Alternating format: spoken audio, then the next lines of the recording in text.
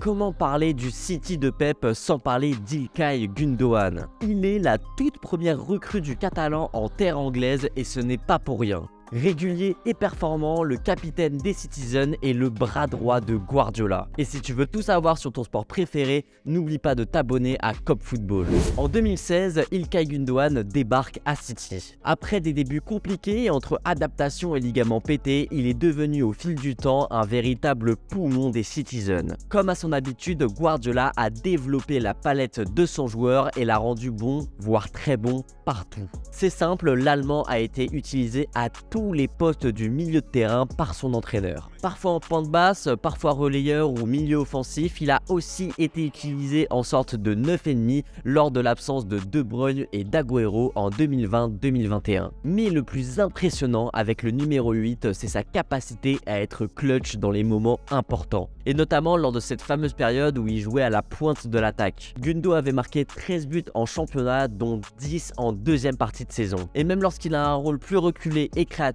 il devient décisif lorsque ça importe. L'année dernière, alors que la course au titre avec Liverpool faisait rage, il a répondu présent. Surtout lors du dernier match face à Aston Villa où il inscrit un doublé en 5 minutes et offre le titre aux Citizens qui était mené 2-0 jusqu'à la 76e. Et cette saison, le capitaine des Sky Blues se montre une nouvelle fois performant au moment opportun. Dans la course avec Arsenal, City a pris l'avantage et les deux doublés d'affilée de Gundogan n'y sont pas pour rien. Face à Leeds, puis face à Everton, le milieu de terrain allemand a mené les siens vers la victoire. Avec 4 buts inscrits et une passe décisive délivrée, il a été impliqué dans tous les buts de City sur ces deux matchs charnières. Plus discret en Ligue des Champions, il est cependant toujours essentiel dans l'animation de Pep.